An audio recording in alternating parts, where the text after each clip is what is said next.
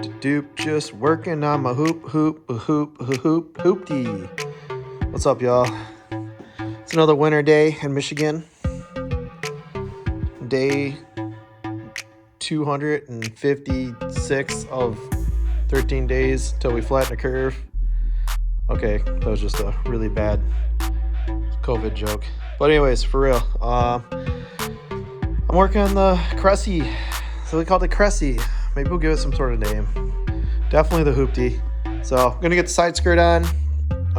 As you saw in the intro video, that was like off. So I'm just gonna put it on today because I'm being a bum. It's been parked because we picked up the Rolla literally a week after we got this car. So I feel like some sort of big baller just picking cars up left and right. But this is on a trade. Rolla was a friend's car that we're gonna restore. And so basically the car's pretty sweet. Everything's going well.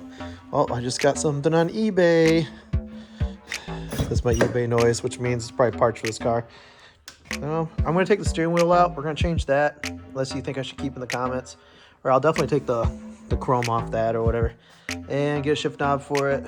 Or you do the same thing or use the ARC7 shift knob. And I love that it's got a moonroof.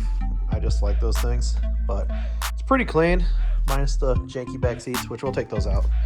This is hood drift status. So, but closer look under the hood. Actually, the wiring in here, I'm not gonna lie, it's pretty bad. It seems to work, but that's probably gonna become a new project. And TPS and a brake right here, so somebody has adjusted this. The problem with the car is the idle. So I'm gonna go over this. I've never messed around with Toyotas.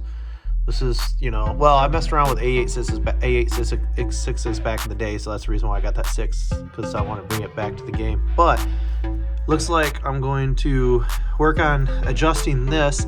It idles high, so I'm figuring it's the TPS sensor. So you can check the voltage on 1 and 2. And then you can see what it reads at. It should read around 0 to, I think, 0.5 or something like that. Pretty sure 0. And then open the throttle, and then you can check the reading from there, make sure everything works. Not exactly a wiring genius. So hopefully you can get through this. And then down the road, if we end up, continuing with this car project, we'll go through and clean the whole wiring harness up. Probably get some, easy wiring harness or,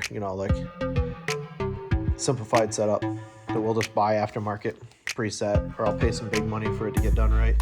And then I'm really hoping the traction control on this is already shut off. So either I think you can just pull the fuse, but I'm pretty sure this car's already been set up. So this guy definitely probably took the traction control off. So, but anyways, it's a look at the ride, man. Is he all right? He's all right. Sounds good when it runs. Idles high, but like I said, we're gonna fix that. So I'm gonna work on this, and then I'm gonna try to adjust this tonight.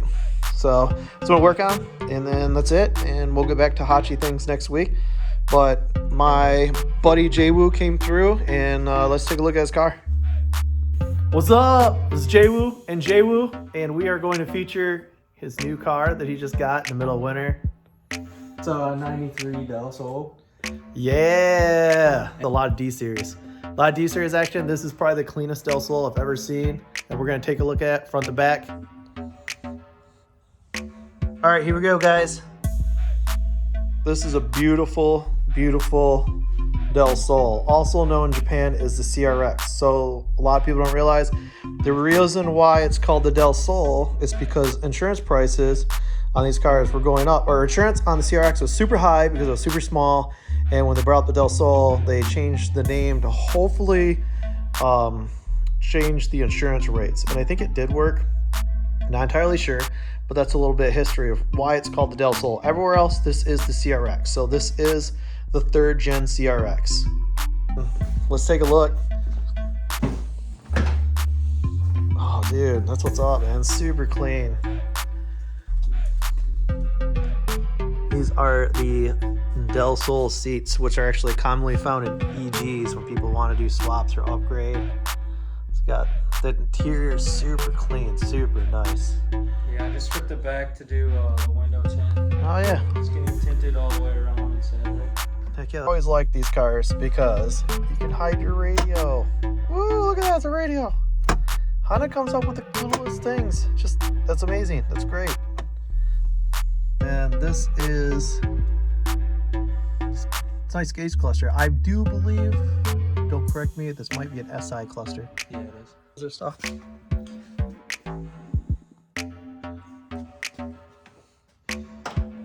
Oh, shoot. Yes, it's a 97 SI cluster.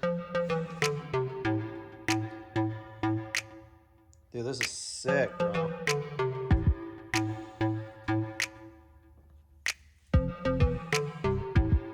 This is pretty much the nicest D15 I've ever seen. And it goes to show that now in the Honda game, with these cars getting so old, that resurrecting D series is becoming a thing. And it really is, because what you're doing is you're just being timestamp efficient and, I don't know, just true to the game. I mean, everything's so fast these days, you know, LS swap everything type world. It's just fun to see people doing things and just enjoying the motors that they have.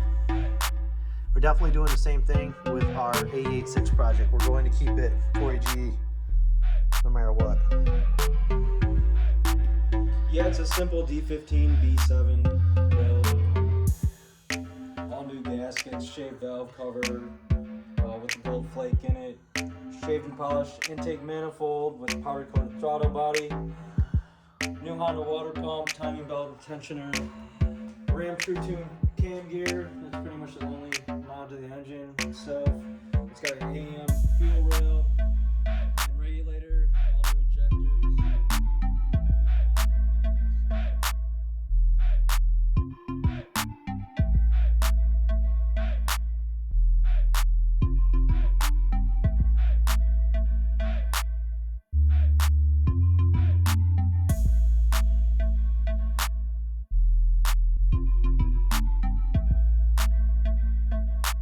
So one thing I really like about this car is the third brake light.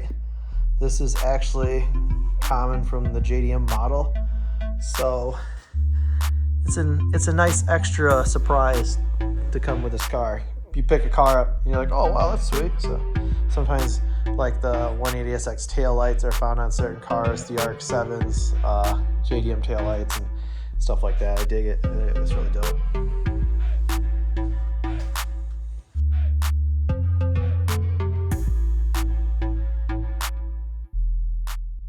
Are you reviewing the car? You are, aren't you? You're so big. You're almost the size of a Del Sol. This cat, dude. This gets in everything.